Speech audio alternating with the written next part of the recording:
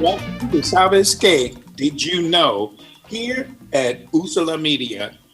I'm your host, Jessie Bermudez, and my co-host is none other than the international renowned percussionist, Pablo Batista. Hey, Hey, Pablo, how's it going? it's going great, Jesse. I'm trying to slow down in between our conversations, but I'm super excited to be here. I'm really happy that you have me as your co-host for Sabes Que. We're trying to get into some in-depth information about some of the most greatest Latin artists and artists in the music industry. And so we're doing some interviews, but before we got started, I mentioned to Jesse I thought it would be important for us to talk about each other and celebrate your career, Jesse, as my friend and mentor for many, many, many years. We've been friends. You started this organization entitled La Asociación de Músicos Latinoamericanos, which I was a Temple student when I started working there teaching percussion. But even before then, Jesse, I wanted to just start off by saying thank you, and it's been such an honor to know you and be a friend of yours for well over 30 years. And we've taught a lot of children together and done a lot of great things together. But I want the world to know some more about you, Jesse. How you got started, your background, chronologically, and how it all came from, going to the military, coming back to Philadelphia, and starting your crusade to help Latin musicians in Philadelphia. So I thank you. I love you. You're a dear friend, and so tell the whole world, like, who is Jessie Bermudez, and what did you do, and how did you create this amazing organization of AMLA and all the things you've done? So Well, Pablo, I'm really humbled by your kind words and the fact that you want to focus on the things that I have been doing throughout my life, and certainly I'm going to focus on the things that you've been doing in your life because we both kind of like in parallel. I'm doing this and you're doing that, but we're both, with the grace of God, we're growing in many of the things that we did. Now, when you ask me about, a little bit of background on myself and what I was doing and how I got to do what I do with Latin music, well, first of all, I was a DJ from the beginning. After I got out of the military, I was always involved in music because my father played guitar and my mother played guitar too. oh, So there was music in my house, but it was Latino music, Spanish music, as they used to say back in the day. But I came from an African American neighborhood. So while, the Latino thing was in the house, on the outside, I was on the R&B scene. And I wound up, doing doo-wop because in the 50s, that was doo-wop groups, and everybody in every neighborhood or in every gang or whatever it was, they all had a doo-wop group, and I was certainly one of them. So it was a mixture of two different things for me. And of course, I went into the military, and because I had been into the doo-wop thing all throughout my military career, wherever I got stationed, I wound up putting together a singing group. oh, And so that was a lot of fun. And then when Jesse, I came Jesse. back, of course, I got married, had some kids, and wonderful kids. And, Hey, Jesse. I continued to like the music because, believe it or not, Pablo, I was like producing or working with groups like Breakwater and stuff because I had become a DJ and I joined this group that had other DJs. They were called Allegheny Seven, and I learned how to DJ from this guy that was in the group. His name was Chocolate City Smitty, and then there was a Disco Joe, and so I got to learn how to do the thing. But then I also decided that I would be playing Latin music with the DJ music. So wherever I had a chance, for instance, I give you an example. Ain't No Stopping Us Now. Well, there was a great version of it in Spanish. So I would play it in English, and then the next thing you know, I'd play the Spanish version, and I would get, great response to it. And so anyway, one thing led to another. I kept doing my DJ thing, and then of course, one of the biggest gigs that I did back then was actually the Salsa con Salsa concert in 1978, where 5,500 people attended Okay, hold on. the Hold Civic on. Center there. Hold on. Testing. Can you hear me? Yeah, Okay, cool. yeah. I just wanted to, I had a couple of questions for you, and Go ahead. I wasn't sure. I wasn't sure if I was muted. But so you went to the military. Which branch of the military did you go to? I was a Navy. They had the best food, but believe it or not, Which it wasn't a fun experience for people of color in the Navy at that time. And when I went in, they had just given people of color the opportunity to do something else in the Navy besides wait on the officers or be a cook. So I took that opportunity, but I wound up in the fire room, which was, it was okay. That was better than being a cook or waiting on the officers. So anyway, that's a little portion of my military experience. what year was what I year went was when did you in come back? 59 and got out in 64. Okay, okay, 64. Wow. So I was And in then you there for came, a couple of years. yeah. So you came back to Philadelphia afterwards. Then.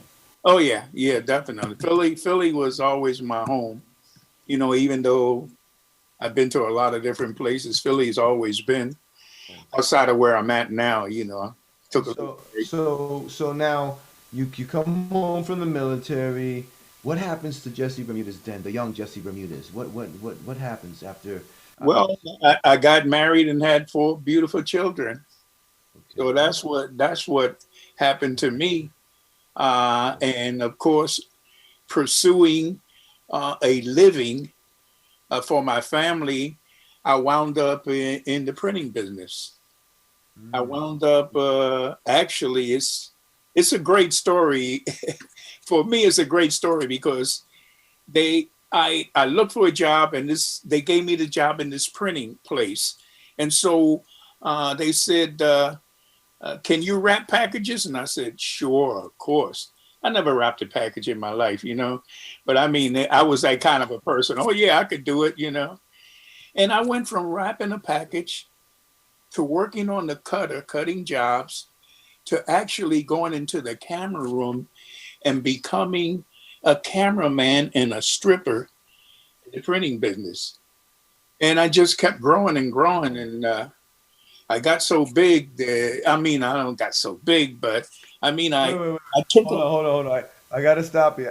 I gotta stop you because you uh, said you were doing camera work. Now you said about a strip. It was not a stripping place. It was a oh you no, were not that kind you of were a. video.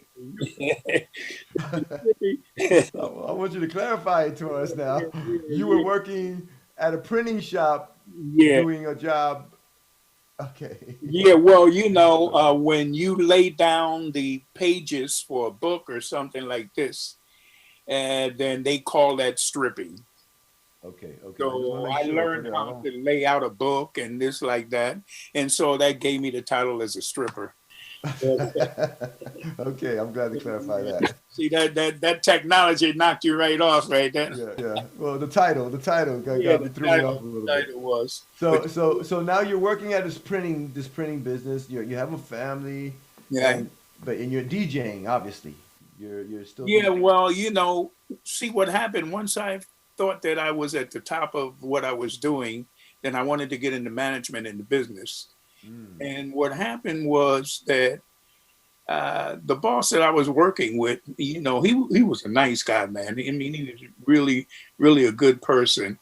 But I sat down and had a discussion with him, because I wanted to go into management.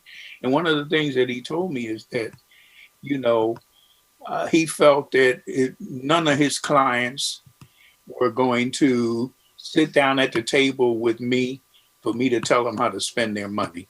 mm, mm. So when he told me that, a light bulb lit up and it says, whoa, it doesn't look like you can get Too far. any further in printing Mm, because it sounds like it's racist. mm, And so from then on, I kind of like lost interest in the printing, although I still continued because, it was good paying job and this and that. But at night I started DJing and moving more into the music and trying to leave the printing alone because I just felt that I couldn't get to where I wanted to go. All right, so let that junk go. So we let the printing Yeah, go. we let So that go. now yeah. So now let's fast forward a little bit now. So all of a sudden you're in Philadelphia, you're doing your thing, you're working, you got a family, you're grinding, you're DJing, and then all of a sudden some other some what triggered your movements because it led you to organize and develop and create an organization and organize the musicians and fight for quote unquote a civil rights for us as Latin musicians. So let's go into that. How did you get into that? So Well, as I had mentioned a little earlier, I was working on the kind of R&B scene and meeting the groups and doing some things with them. And then one day in my mind, this thing said, well, what are the musicians in your culture doing? And from then on, it's history because now I wanted to find out where was our Latin music scene in Philadelphia. We had jazz, we had classical, we had R&B, we had rock and roll, but where's Latin? Latin is nowhere on the map. As a matter of fact, that they weren't even using that word. They were using ethnic music. You know what I'm saying? And I'm saying, wait a minute, we what year? we got to get away from this. What year, Jesse? What year was that about? Oh, that was back in 1979. Still in the Back '70s. in 1979, that's when that. Still. Well, yeah, I guess it started in '78 because I was part of that Salsa con Salsa concert at the Civic Center. But it got deeper, after that. It got deeper, and I wanted to learn more, Mm. and I wanted to learn more. And so, what I decided to do was go around to find out who the bands were and go around their rehearsals. So I would show up at the band's rehearsal and talk about, the fact of what can happen if we got together, and I would go to the next band's rehearsal until finally, with the help of, I have to mention this guy because he really helped me to bring everybody together at that time, was Ralphie Hernandez from La Mm. Contraria. Ralphie, And yes. Ralphie held the check there. Out of all the band leaders in Philadelphia, he was the guy that when he said, hey, let's do this, and sure enough, when he said, let's go meet at the church on Monday night, and that was the birth of Amla, believe it or not. And the thrust of that was, hey, let's get together because if we get together, we can change the working conditions. Mm. Working conditions were horrible, Pablo. Okay, You hold get on. in. Let me stop you there. Hmm? So you said that was the beginning of you said a word amla. So Yeah, now for the world to know we're in Philadelphia here, guys, because understand this globally, salsa back in the 78, 79, 80, salsa was exploding in New York City. We had Celia Cruz, Willie Colon, Ray Barreto, Tito Puente, Mr. Masonave, which we had the incredible experience of interviewing him as well. We did on our last episode. I mean, this was exploding. The Latin tinge already passed, and New York City was exploding with that music. So all of a sudden, here we go, an hour and a half, 2 hours away from New York City, and you're organizing these bands in a church to try to get better wages and get better working conditions. That's almost like that's incredible to me. So, and in doing so, Jesse, you organize this and you use the word, the beginning of AMLA. Can you, AMLA, tell the world what AMLA is, Jesse? Because I was, I taught there for 17, 18 years with you, and like it's a phenomena that occurred here in Philadelphia that really helped a lot of musicians. But tell the world, Jesse, what AMLA is, and then because well, this was the AMLA, beginning. AMLA became the Asociación de Músicos Latinoamericanos. and English translation, the Latin American Musicians Association. And the reason that it was AMLA was because in our conversations and in our meetings, we discussed the fact that it wasn't just Puerto Ricans that were musicians here in the city of Philadelphia. There were other Latinos, that were musicians that were having the same impact that we had, and they played with us.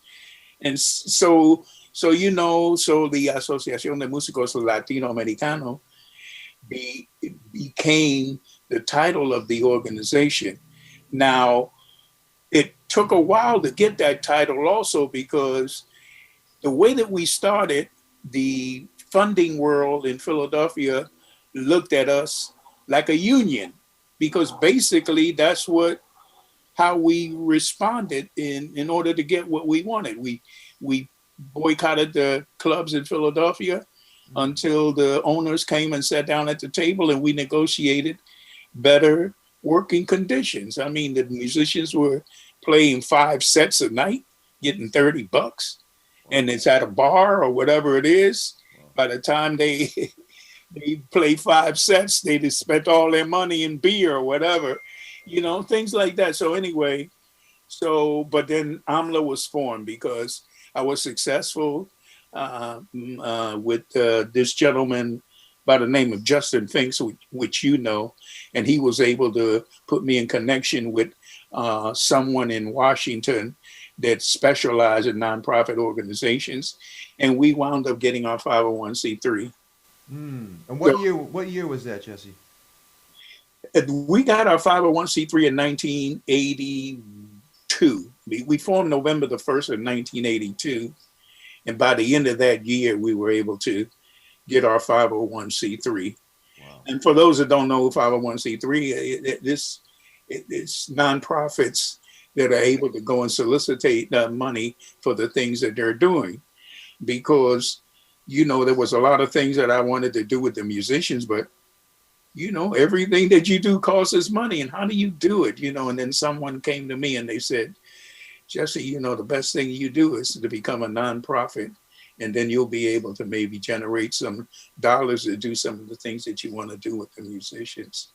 Mm-hmm. And so there was a reality. It took a few years before the organization was funded.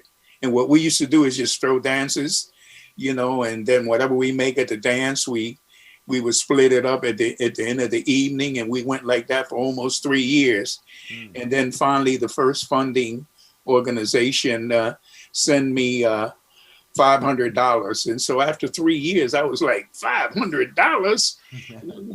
After 3 years, I'm going to send this back. And somebody said, don't do that.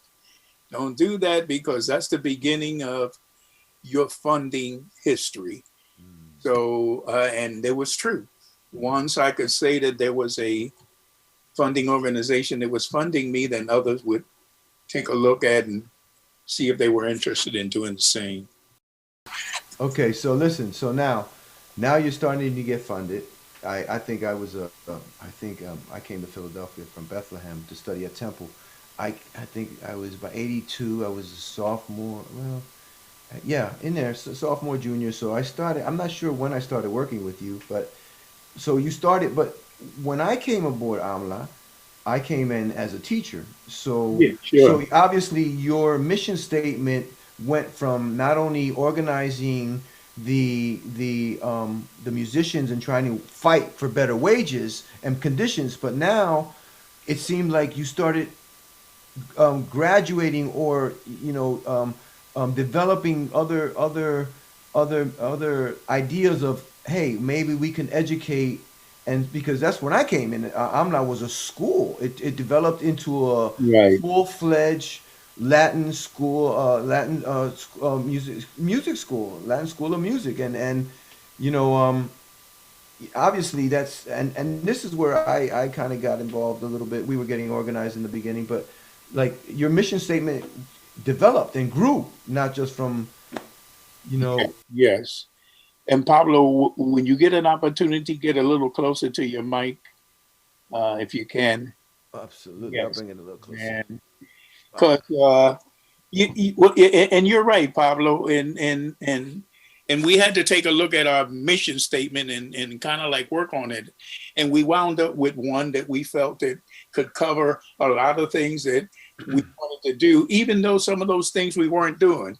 So it was like to promote the development, dissemination, and understanding of Latin music with a strong emphasis on our youth. And Mm, so that kind of opened up the door for, the kids in the school and because our thing was, well, how are we going to pass our music on? right. I mean, there's no structures. In other words, the kids that have talent in our Latino community, what were they going to do? They Right. had nobody to help open up the door. And let me tell you, at one point I had 300 students a semester at AMLA. Oh, I remember. And also, Jesse, it's notable to state that in Philadelphia, the African American community had like the Settlement School of Music. They had a couple other resources Yeah, where they can study jazz. And for Latino kids in the community in the barrio, we didn't, there, nothing existed before nothing. AMLA, No, so that's how I came aboard as a teacher, yeah, while I was at Temple. exactly. And I want to, it was great that Temple existed because there were people there like yourself that could come and teach the kids because they were studying music. They were getting their degrees in music. So it kind of like the marriage kind of like worked very, very well. And I was very, very pleased because I knew that the kids were getting the right information, and and I remember schools like the Settlement Music School coming to AMLA because they were trying to see if they could uh, get some of the teachers that we had because we were doing things that they weren't doing, Hmm. Hmm. So Well, it was, AMLA we had a global perspective. We were coming in from the Afro Caribbean, roots, forever from Brazil to Cuba to Puerto Rico to Santo Domingo and all the traditions of all the Latinos, the Venezolano community. Like we really taught a bunch of different styles of Latin music and genres of Latin music, and so yeah, it was amazing. So Jesse, with that being but said, Pablo, let me tell you, you were responsible for a lot of that. well, yeah, but I wanted to, but yeah, I did, and I used Damla as a conduit to go to study to go to Cuba, and Yeah, every time I went to Cuba a bunch. but besides that, when you sat there with the students, they learned from you, man. Because everybody can't teach. Oh, I know, A I lot of know. people don't know. A lot of people would love to teach, but they can't teach. They don't have the patience. They don't know what to say. They don't know what to do, Yeah, and they can't do it. But you are a traveling professional artist, hmm, and still when you're not touring or whatever it is, and that's what you would do at AMLA when you weren't on tour or whatever, hmm, you'd come to AMLA and continue, teaching. educating our young kids. And I really want to thank you for that Mm. because in my heart, that's what I wanted to do. But I couldn't teach them what you taught them, Hmm. or the next teacher. I couldn't do that neither because I wasn't qualified for that. So in Yeah, my but let me. I gotta stop you here though, because well, if it weren't for you, we wouldn't, people like myself, people like Claudio Tributi, people like, I mean, it just goes on a list of great teachers that we've had, Elio Villafranca and a whole bunch. We wouldn't have the opportunity had it not been for you to be able to provide that service to our children. You were the maverick, you were the cornerstone in Philadelphia to have the vision to get that nonprofit status and create AMLA and create organize. So had it not been for you, thousands and thousands of children in Philadelphia would not have been educated. And I am one of those children because through AMLA, I used AMLA not only as a place to teach, but it was also a conduit for me to continue to further my education to go to Cuba. I've been to Cuba 7, 8 times because of being able to teach at AMLA, and AMLA was a conduit, and I was able to get funding from many times from from different sources. So AMLA was responsible for a whole movement of education and awareness and it was because of your genius and your foresight, and I'm totally humbled to be here with you as always. So that's why I'm having so much fun. I'm talking to you, and Sabes Que is all about educating people. You know, it means you know what. We have an amazing man here, Mr. Jesse Bermudez, who's a pillar in Philadelphia, and I came through that as a result of knowing you. Had been able to develop my career, my education, my studies in folk music in Cuba and Puerto Rico and Brazil, everywhere, and use it in popular music. So I thank you as well. And but anyway, You but know, well, you know what, Pablo, as you articulate what you were saying about AMLA, I think about the fact that, one of the thoughts that was placed in my mind and is still in my mind, and that is that, you know, uh, you can use music for community development. And a perfect example of that was when in the 80s, our schools were full of Puerto Rican kids, and none of the teachers spoke Spanish or understood the culture. mm, And then we created that program, the Roots of Puerto Rican Music, right, went into those schools, and all of a sudden, uh, there was history now. The teachers listened to us carefully. The students loved it because, all of a sudden we were talking about them and their culture, right, and even parochial schools. right, The experience that we would have then, and the teachers wouldn't know this, but at the end of the show, we would say, okay, now it's the teacher's turn. Well, who were the teachers? They were nuns. So all of a sudden, a nun is playing the maraca and walking around, and the students saw a different side of that nun, and they saw a different side of themselves too, that they wouldn't have even done that if they weren't, motivated by the programs that we brought into the schools.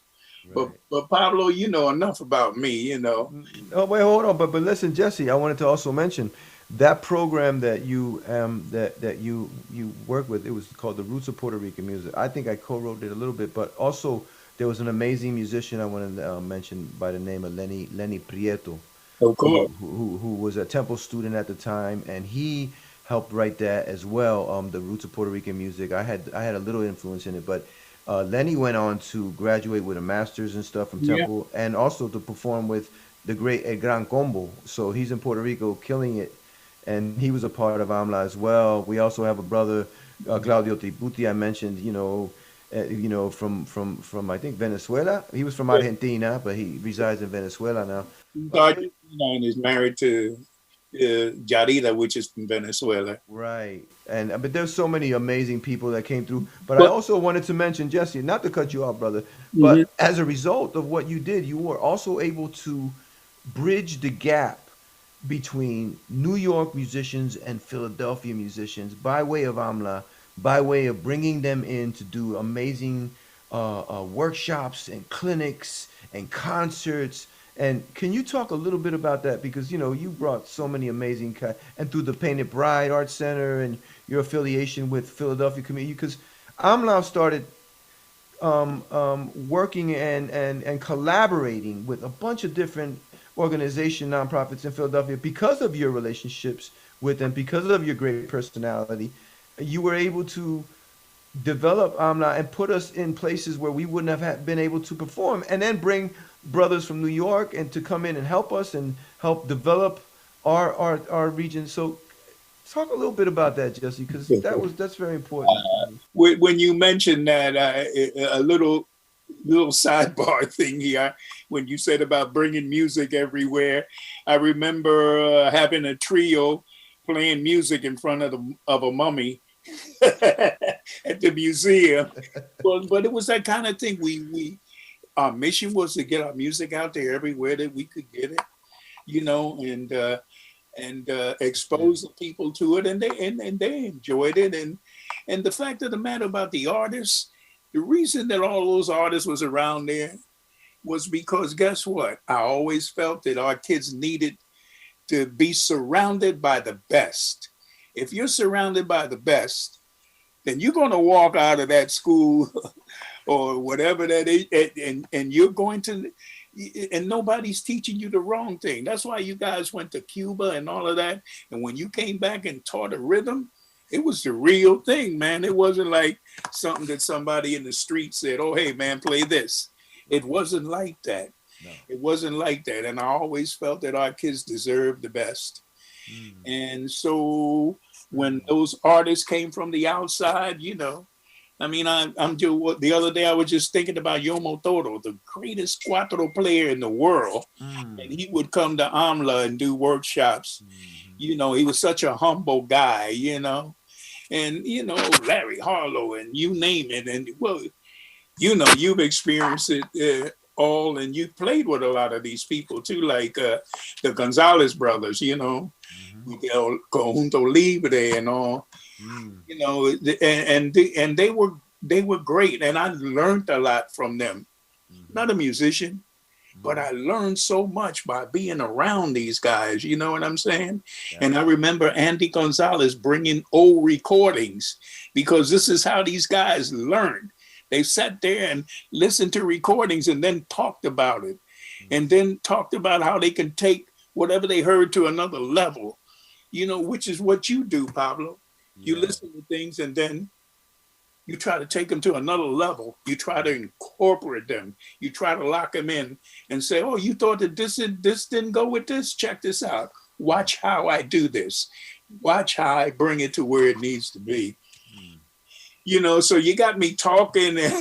No, but listen, I have a funny story about that because we talked about I did have a chance to work with Conjunto Libre for about 4.5 years, and I have a funny story about one night being in the hotel, and my roommate that night, that week or that weekend, whatever it was Andy, and I remember just staying up till 3, 4 in the morning after the concert, and Andy just playing music from Spain and from Argentina Right. and from, and I'm like, yo, Andy, I'm like tired, yo.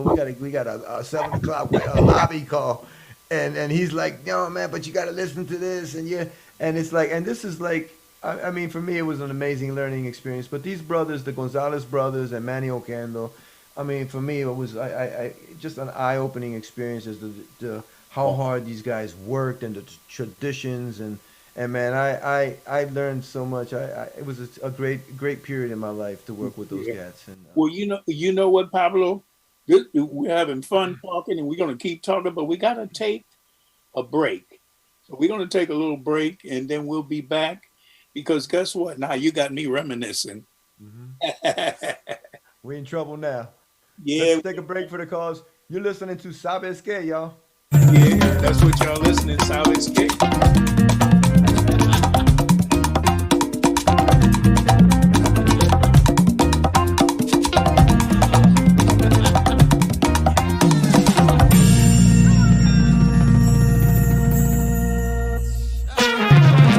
Welcome to Sabes Que.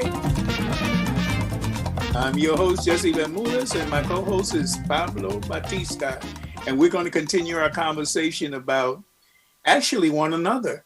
Right. I'm going to talk about him and he's going to talk about me, but only because of the accomplishments that we have had in our world of Latin music here in the city of Philadelphia, and in his case, all over the country. I mean, international. And that's what I want to talk about a little bit, Pablo, because you keep saying what I've been doing and this and that, but the fact of the matter is that you are the only person I know that plays in everybody's genre.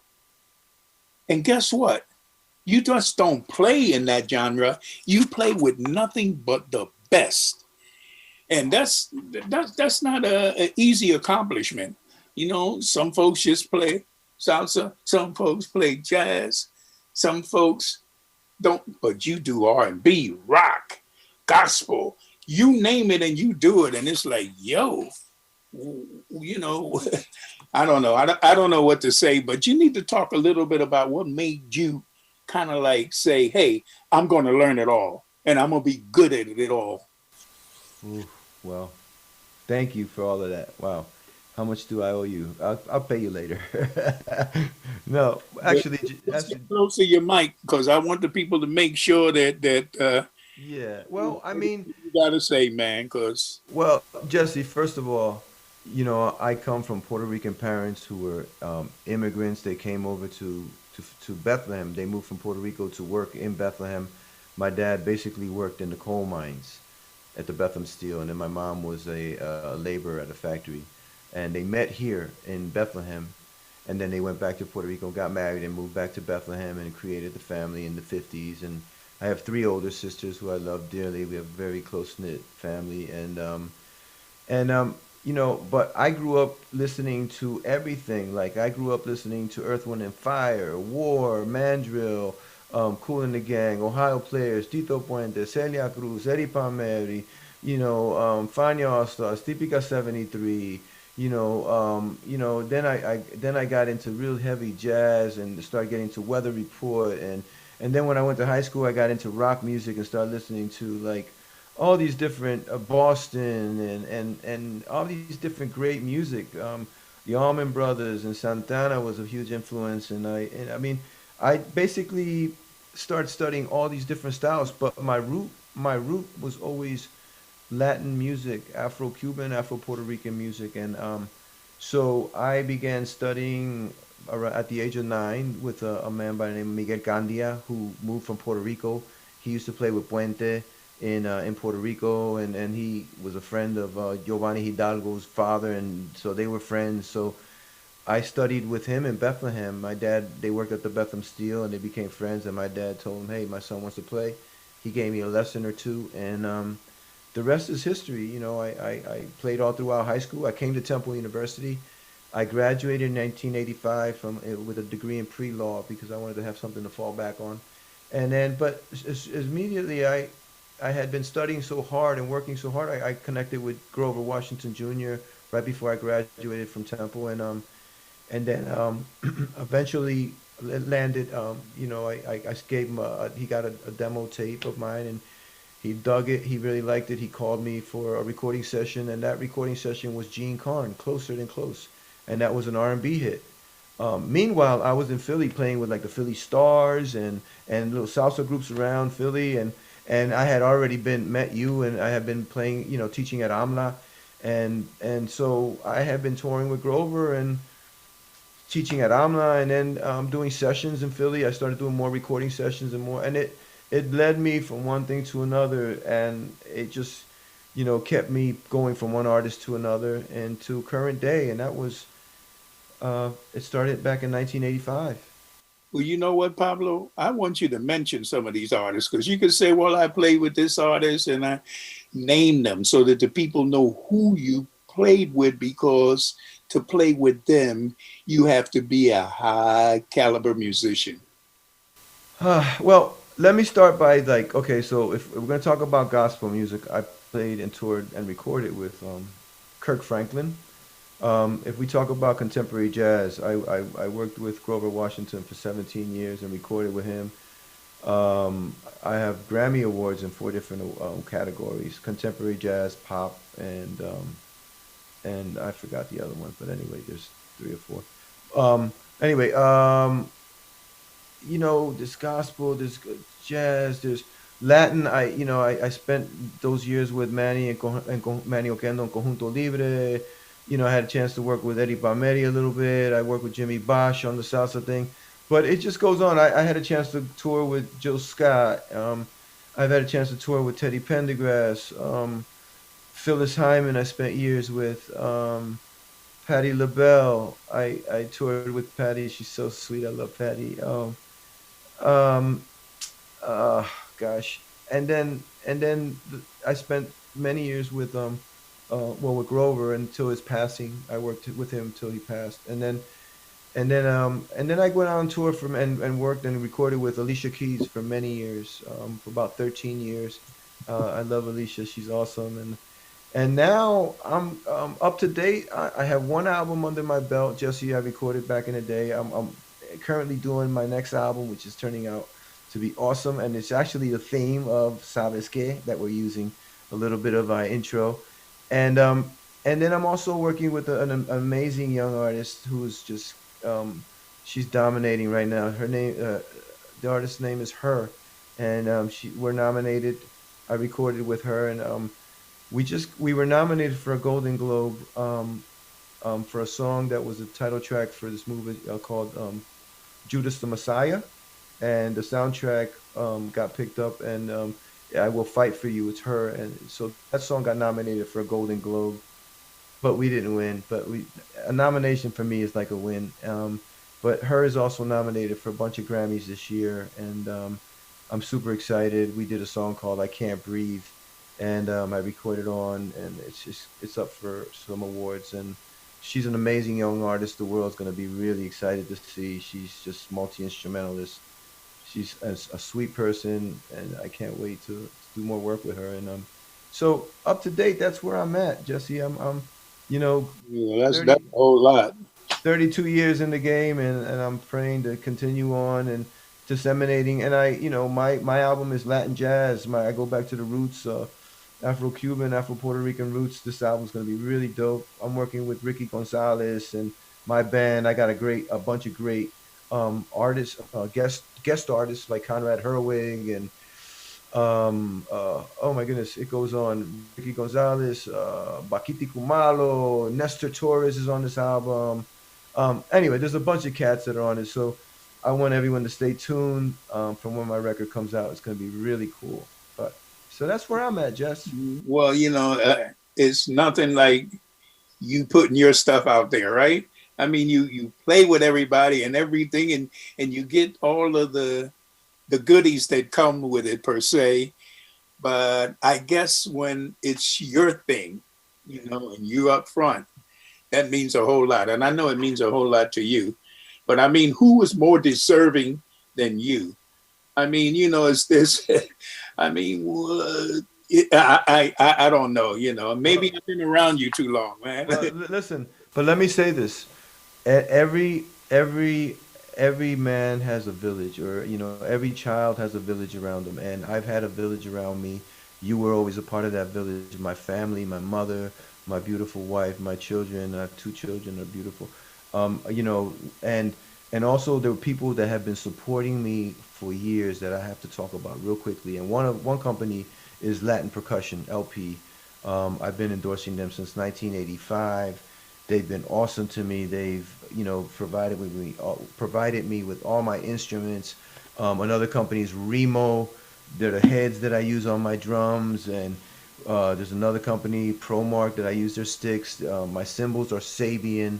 So all these people have combined and come to my rescue to help me in my endeavor to try to become the best version of Pablo Batista I can be. I never had the approach of, I never said to anybody or myself that I want to be the best in the world. I always just said I wanted to be the best that I can be, and I want to continue working hard. And until this day, I work hard. Every day I wake up, I'm practicing, studying, and I'm really excited about presenting my own band because I can play 4 or 6 congas, and I can, the arrangements are really crazy and they're fun to play. In fact, I have shows coming up at South in case anyone's interested coming up.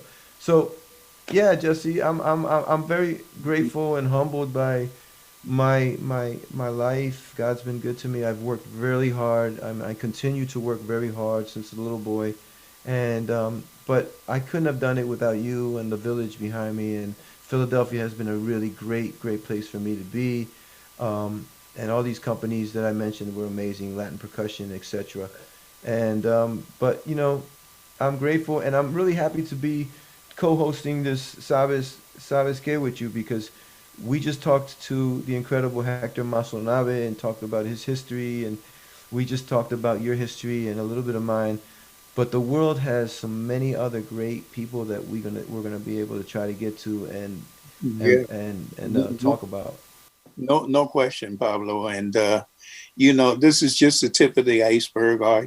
Our show is really starting, and it's going to be the kind of show where you're going to hear about people that were behind the scenes that you didn't know that they were behind the scenes, and what their contributions were. And you're also going to begin to hear some of our Philadelphia local musicians that have been in their community for 30, 40 years, entertaining the people. And you know, and they're, they just deserve. And of course, you know, Pablo, I've been Yes, a sir. Philly guy all along, and I've always admired the music and the artists. And through this show, we're going to give an opportunity to hear some of these musicians who have a history.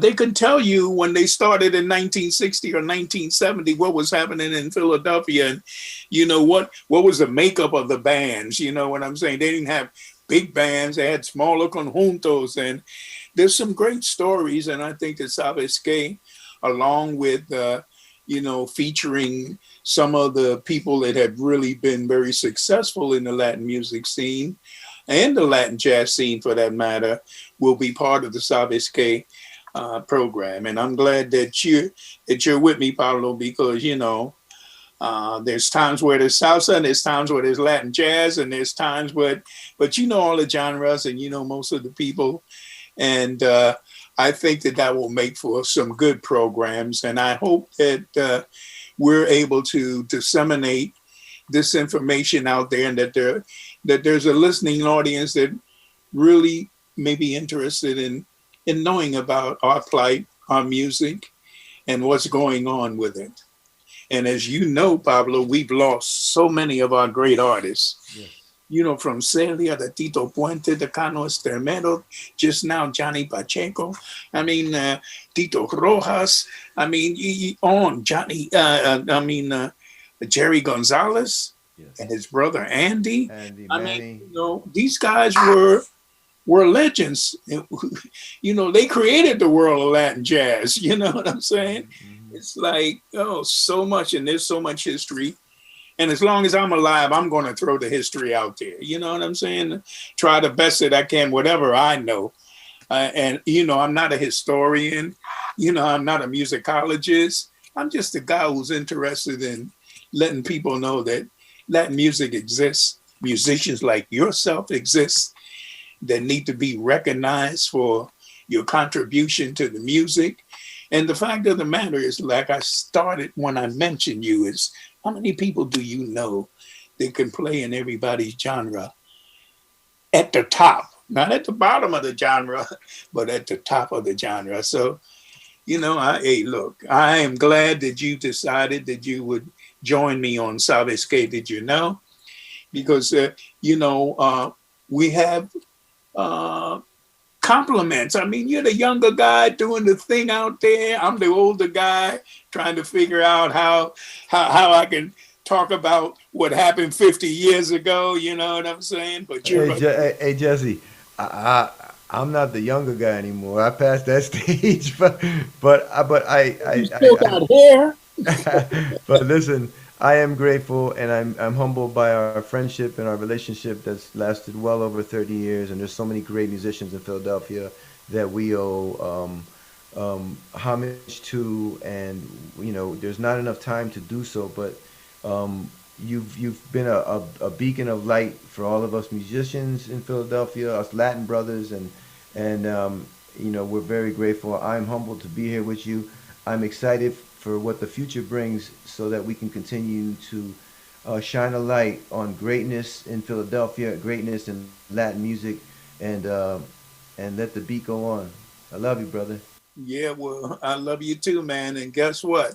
Not only Philly guys, but what about the guys in Camden? What about the Delaware Valley? All these, and we know all these musicians. We've worked with all of them at some point or another, and they need to be recognized and listen to some of their stories, you know. And we all have stories, but they're all different, Hmm. and they're all interesting. Agreed. And part of the story is for you and I to survive and continue to work on Sabes Que and making it one of the best informative music programs that we can, based on what we have around us. Absolutely. Thank you, Jesse. It's a pleasure. We'll see you on the next episode of Sabes Que.